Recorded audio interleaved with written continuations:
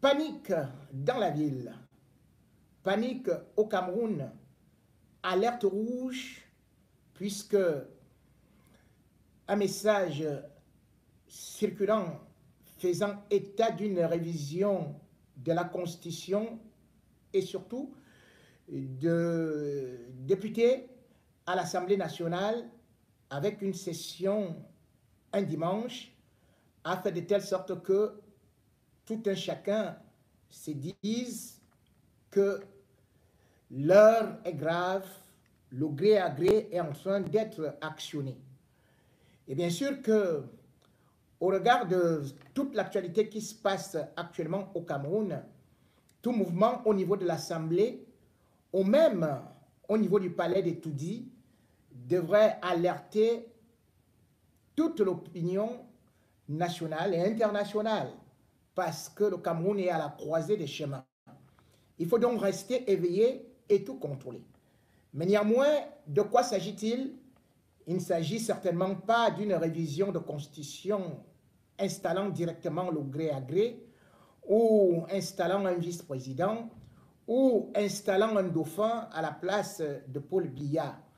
Mais il s'agit, selon les dernières informations que je viens d'obtenir et que je vais essayer de partager avec vous, de ce qu'on peut appeler l'entrée des étrangers au Cameroun.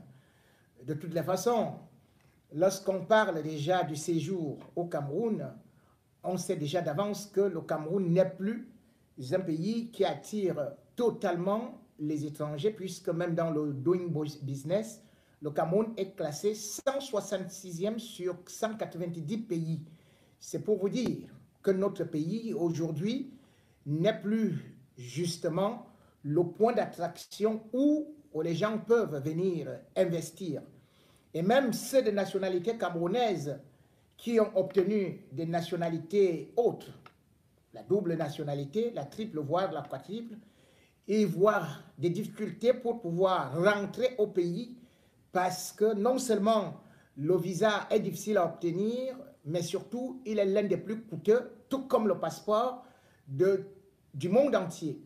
Le Cameroun fait donc une exception de telle sorte que les autorités camerounaises commencent à se mettre à l'évidence que c'est un véritable manque à gagner dans la mesure où c'est d'autres pays tels que le Sénégal, tels que le Rwanda, tels que la Côte d'Ivoire, et même le Gabon, la Guinée équatoriale, qui attire de plus en plus des touristes, et le Cameroun, lui, étant resté toujours claquemuré à lui, disant qu'il refuse la double nationalité, on se rend donc compte que non seulement les forces vives de la nation sont obligés de travailler ailleurs pour d'autres nations, mais parfois à ne même plus venir passer les vacances au Cameroun. Nous allons donc essayer au moins rapidement de vous lire ce qu'il voudrait modifier, s'il y en a comme modification, sur cette constitution par rapport au séjour des étrangers donc au Cameroun, ou alors tous ceux des Camerounais qui ont obtenu une autre nationalité et qui sont devenus des étrangers chez eux. Voilà. République exposé des motifs donc du projet de loi modifiant et complétant certaines dispositions de la loi numéro 97/012 du 10 janvier 1997 fixant les conditions d'entrée, de séjour et de sortie des étrangers au Cameroun. Le présent projet de loi a pour objet de modifier et compléter la loi numéro 97/012 du 10 janvier 1997 fixant les conditions d'entrée, de séjour et de sortie des étrangers au Cameroun, notamment en ce qui concerne les conditions d'entrée. En effet, le Cameroun est, depuis plusieurs années, engagé dans un processus de modernisation de son outil diplomatique, notamment les prestations consulaires servies. En l'état actuel, notre législation ne prend pas en compte la digitalisation du processus de délivrance des visas et les nouvelles formes de prestations consulaires. La modification proposée à cet effet, qui apportera des innovations majeures dans le processus de délivrance du visa par les missions diplomatiques ou les postes consulaires du Cameroun constitue un enjeu majeur sur plusieurs plans. Sur le plan sécuritaire, la mise en place de cette nouvelle technologie permettra de centraliser et de protéger les données enregistrées par la plateforme numérique qui sera créée, contrôler le flux des entrées et des sorties sur le territoire par le déploiement des terminaux dans tous les points d'entrée terrestres, maritimes, aériens et portuaires, et garantir une sécurité maximale des documents diplomatiques.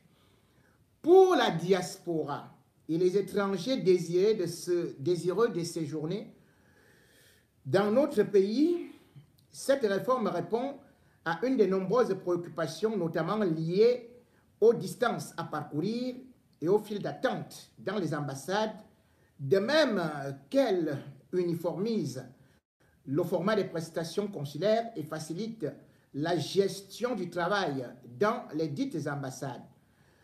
En matière de finances publiques, les recettes de l'État seront mieux sécurisées. Le paiement des prestations se fera désormais en ligne sur une plateforme dont le suivi permettra une gestion transparente de ces recettes conformément aux dispositions de la loi des finances pour l'exercice 2022 en son article 21.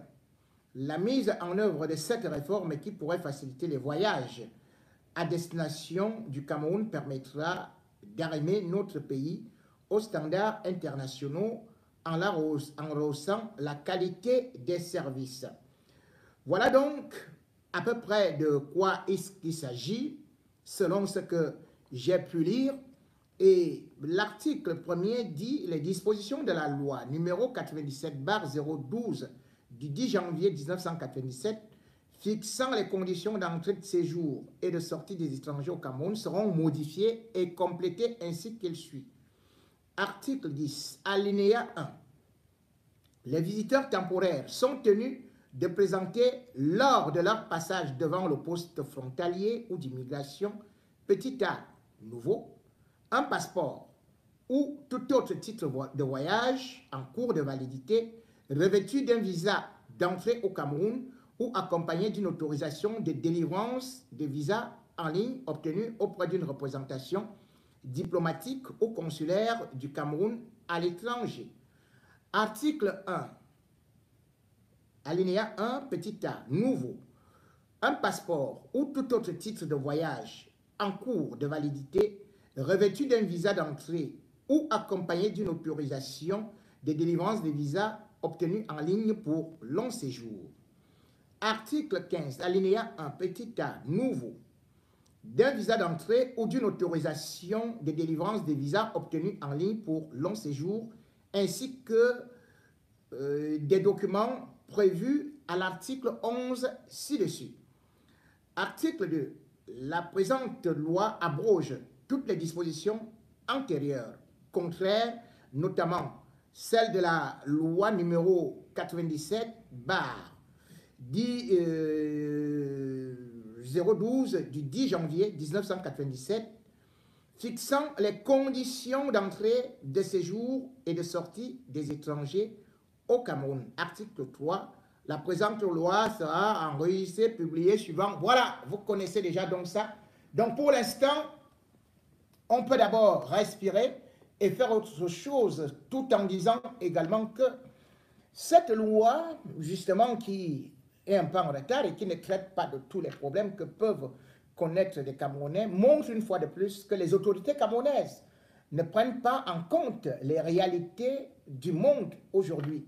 Au niveau du Sénégal, il y a justement tout un département pour les Sénégalais de l'étranger, tout comme le Rwanda, tout comme d'autres pays. Mais aujourd'hui, au Cameroun, pas moyen parce qu'on ne veut pas que ceux qui ont acquis quelque chose dans la diaspora puissent apporter quelque chose pour la construction du Cameroun au regard de l'expérience qu'ils ont eue à l'étranger. Le Cameroun qui refuse donc ses talents, le Cameroun cependant qui est prêt à accueillir ou alors à faire expulser tous ceux-là qui sont passés par le désert pour venir se chercher et qui, parce qu'ils ne chantent pas Paul Biya, Ayop, Ayop, Paul Biya, Oye, deviennent les ennemis de la nation, deviennent les hommes à abattre, deviennent les hommes pour lesquels le régime Biya signe des accords avec des puissances coloniales pour qu'on fasse une véritable chasse à l'homme. Et parmi ces personnes qui sont pourchassées, je ne veux plus parler de mon cas puisque les services secrets sont toujours là et bien d'autres pour d'autres activistes, mais je vais vous prendre le cas de quelqu'un aujourd'hui où tout un régime s'est mis en complicité avec l'État colonial français pour expulser un garçon, Thiam Abdoulaye, alias Kalibri Kalibro. L'État du Cameroun a fait des rapports. Non seulement il a été poursuivi en justice, soi-disant qu'il a cassé des ambassades, mais l'État du Cameroun a saisi également Matignon, le Quai d'Orsay, afin que Kalibri Kalibro soit rapatrié au Cameroun et qu'il ne puisse pas obtenir de papiers. La faute de Kalibri Kalibro est qu'il a eu à interpeller Macron au Salon de l'Agriculture en 2020 en lui disant que Paul Biya était en train de tuer des Camerounais dans une guerre fratricide, dans un génocide qui ne dit pas son nom.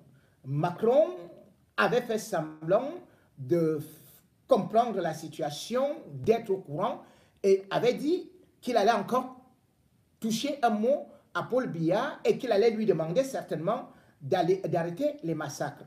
Sauf qu'entre-temps, Kalibri Kalibro n'a pas pu avoir accès à ce qu'on peut dire la régularisation. Il a eu plutôt des blocages un peu partout. La France a même décidé, par le truchement du ministère de l'Intérieur, les services secrets, à l'expulser à la demande de Yaoundé. Kalibri Kalibro s'est présenté à l'OFPRA, ce qu'on appelle l'Office français de protection et des réfugiés et apatrides, pour essayer de passer cet examen qu'on appelle justement l'obtention d'un titre d'asile politique.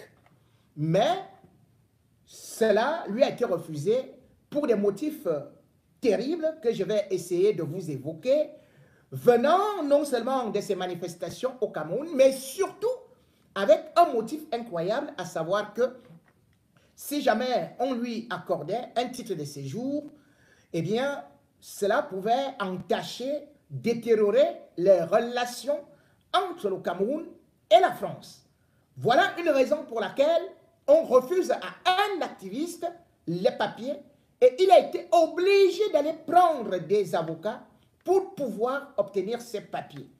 Un long combat qui d'ailleurs a eu à monopoliser non seulement les organisations des droits de l'homme, mais aussi, surtout, ce qu'on peut qualifier comme la justice française, elle-même qui s'est mêlée de cette histoire pour que Kalibri Kalibro puisse rentrer dans ses droits.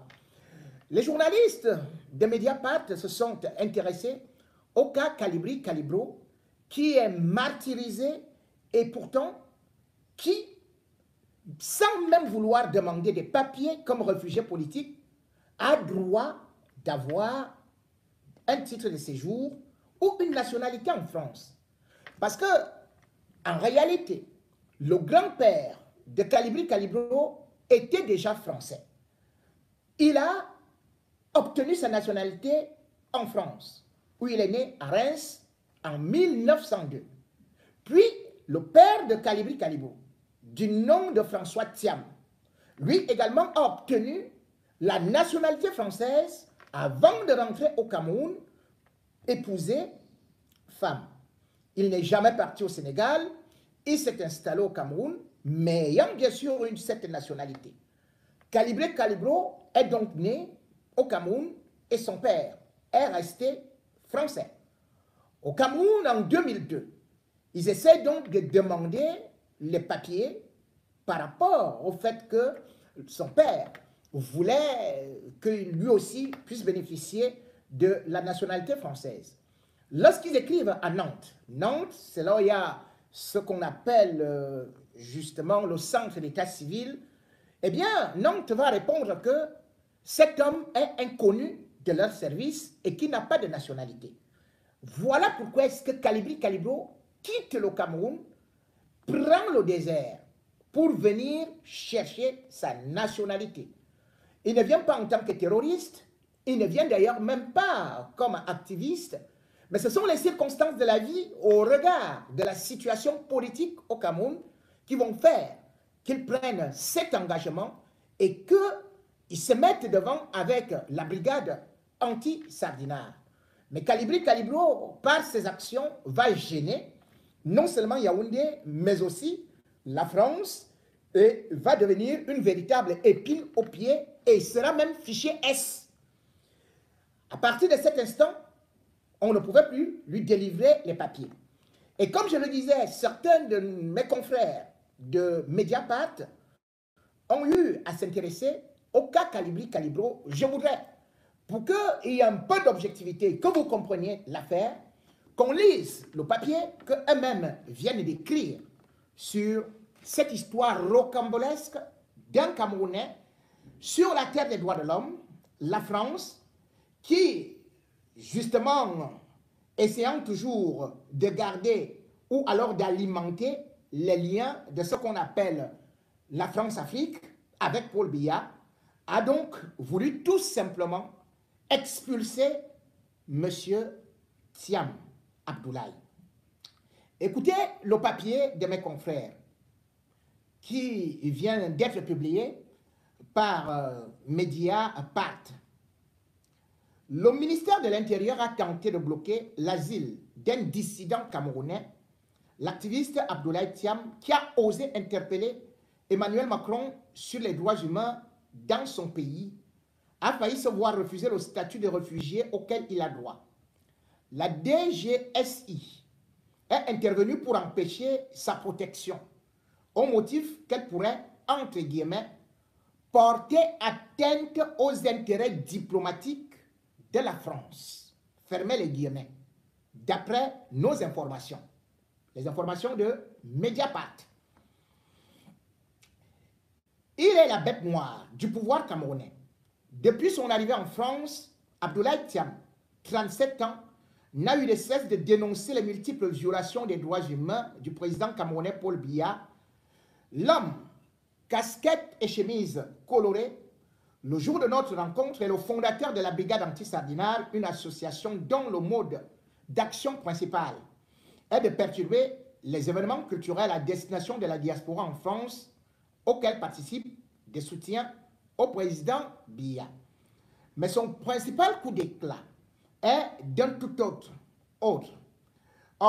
Le 22 février 2020, Abdoulaye Thiam, qui se fait également appeler Kalibri Kalibro, interpelle Emmanuel Macron dans les travées du Salon de l'Agriculture. Monsieur Macron, il y a Paul Biya qui tue les Camerounais. Monsieur Macron, il y a un génocide au Cameroun. Lance-t-il. La scène est filmée. Le président lui répond, je cite, « Je suis totalement au courant et totalement impliqué sur les violences qui se passent au Cameroun et qui sont intolérables. » Fin de citation.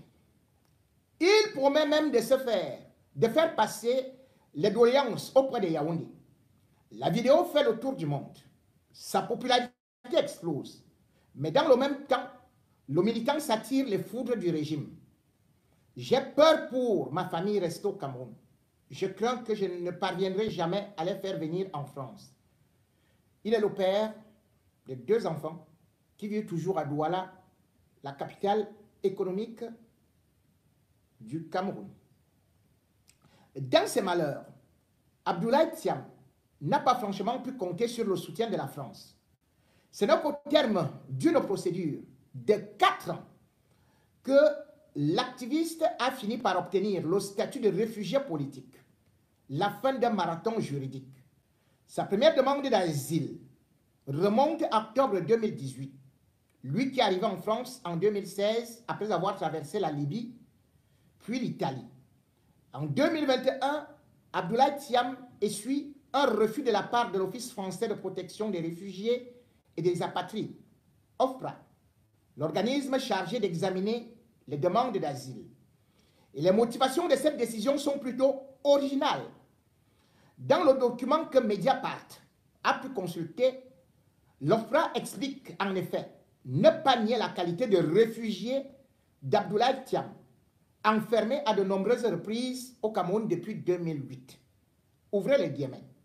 Il apparaît que son activisme politique en France est établi et qu'ainsi ses craintes de persécution en cas de retour au Cameroun peuvent être considérées comme fondées. Fermez les guillemets, est écrit dans ce document daté du 3 mai 2021. En revanche, l'office qui se base sur une note blanche de la Direction générale de la sécurité intérieure, entre parenthèses, DGSI, envoyé à Fontenay-sous-Bois un mois et demi avant le rendu de sa décision, craint que sa protection par la France puisse, entre guillemets, dans une certaine mesure porter atteinte aux intérêts diplomatiques de la France. Fermez les guillemets. La DGSI, elle, se montre plus directe. Ouvrez les guillemets. Ainsi, la délivrance à M. Abdoulaye Thiam du statut de réfugié constituerait un risque pour les intérêts politiques et diplomatiques de la France. Fermez les guillemets. Conclut le service au terme d'un réquisitoire de 3 pages. Ouvrez les guillemets. Une formulation qui fleure bon la France-Afrique, ironise Abdoulaye Thiam.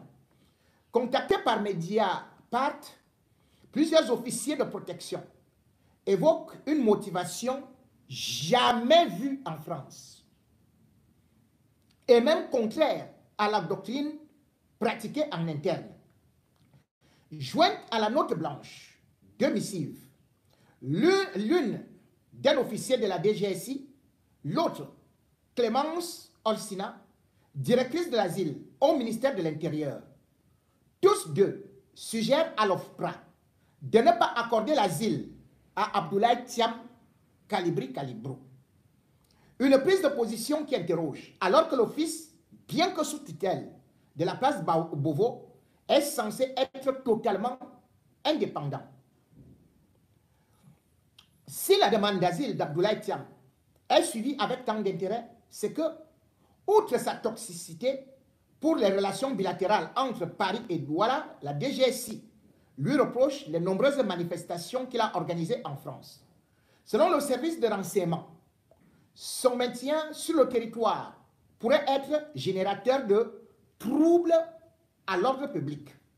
Un argumentaire repris dans ses conclusions par l'OFPRA. Depuis une modification du Code de l'entrée et du séjour des étrangers du droit d'asile, CESEDA, intervenu le 29 juillet 2015, l'Office a en effet le droit de justifier le rejet d'une demande d'asile en ces termes. Dans leur note blanche, les policiers de Levallois-Perret égrènent les principaux faits d'armes du militant, quitte à noircir le trait. Ces derniers racontent comment le 26 janvier 2019, Abdoulaye Thiam a pénétré avec une cinquantaine d'autres militants dans l'enceinte de l'ambassade du Cameroun en France. Des faits que l'intéressé ne nie pas et pour lesquels il a été condamné à une peine de prison avec sursis. Les policiers soulignent aussi qu'il a interpellé énergiquement Emmanuel Macron, ce qui serait une preuve supplémentaire de sa radicalité et de son absence de limites. Il détaille encore comment le 1er juillet 2020, il aurait tenté de pénétrer dans l'enceinte du ministère des Affaires étrangères. Des protestations pourtant sans violence. La DGSI soutient même qu'Abdoulaye Thiam aurait pour projet, avec d'autres membres de l'opposition en exil, de financer une guérilla armée au Cameroun. Cet élément, comme d'autres, est battu en brèche par la Cour nationale du droit d'asile, CNDA, juridiction d'appel saisie par Abdoulaye Thiam et qui a annulé la décision de l'OFPRA. Dans un jugement du 30 septembre 2020, ouvrez les guillemets, l'absence de suite judiciaire donnée à ces faits contribue à relativiser leur niveau de gravité, écrit la Cour. Selon elle, les éléments fournis sont insuffisants pour considérer que la présence en France de M. Thiam constituerait une menace pour la sûreté de la France. En conclusion, c'est à tort que le directeur général de l'OFPRA lui a refusé le statut de réfugié, écrivent les juges qui accèdent à la demande de protection d'Abdoulaye Thiam. J'ai eu droit à un traitement de défaveur, réagit aujourd'hui Abdoulaye Thiam. Ça m'a choqué de voir que je suis fiché tout simplement parce que je me bats pour libérer mon pays. Ce n'est pas la première fois que des documents issus des services de renseignement français se retrouvent dans des dossiers de demande d'asile. En novembre 2020, Mediapart avait déjà enquêté sur ce phénomène qui avait particulièrement touché des membres de la communauté tchétchène. Je m'arrête là. Mesdames et messieurs, vous comprenez donc pourquoi est-ce que la jeunesse camerounaise, la jeunesse africaine accuse la France d'être complice des dictateurs africains. Quand Emmanuel Macron demande aux Camerounais d'aller eux-mêmes provoquer le changement, quand il demande aux Camerounais de se mettre dans la rue, quand il demande aux Camerounais de demander l'alternance, derrière, il dit à Paul Biya, je vais tous les traquer et je vais les arrêter. Aujourd'hui, Abdoulaye Thiam, alors qu'il y a une décision de justice qui le rétablit, n'a même pas encore son titre de séjour. On lui donne des récépissés de 6 mois. Tous ses papiers sont bloqués. Alors que quand il arrivait, la France d'ailleurs a appelé Calibri Calibro à côté. Le ministère de l'Intérieur l'a convoqué. Qu'est-ce qu'ils lui ont proposé? Ils lui ont dit, tu arrêtes l'activisme et on te donne la nationalité. Il était donc en train d'être acheté pour qu'il ne puisse plus marcher contre Paul Biya, dénoncer Paul Biya pour les intérêts de la France-Afrique. Voilà là où nous en sommes aujourd'hui. Lorsque Emmanuel Macron dit qu'il y a un sentiment anti-français en Afrique, lorsqu'il constate que partout où il arrive, qu'on dise que c'est lui qui maintient les dictateurs, certes ce n'est pas seulement lui, ses prédécesseurs l'ont fait. Lui qui nous a dit qu'il allait couper le cordon ombilical et parce qu'on le trouvait jeune, on a cru qu'il allait apporter une autre politique. Mais malheureusement, déjà, l'un de ses premiers faits d'armes, c'est d'avoir choisi l'un des vieux de la vieille pour le mettre au Quai d'Orsay, même comme il vient de partir, avec humiliation et fracas. Voilà donc un pays de droit, un pays des droits de l'homme, où on se met à manipuler l'office de protection parce qu'on a épuisé le pétrole à Yaoundé, parce qu'on a à prendre des arbres à Yaoundé, parce qu'on a à prendre des matières premières à Yaoundé, et on nous dit qu'il faut nous taire. Jamais nous n'allons nous taire, et nous allons continuer à dénoncer cette France prédatrice. Nous allons continuer à dénoncer une puissance colonisatrice. Nous allons continuer à dénoncer ces liens incestueux de la France-Afrique qui font que des jeunes quittent leur pays, se lancent dans le désert comme Calibri Calibro pour aller chercher asile ailleurs.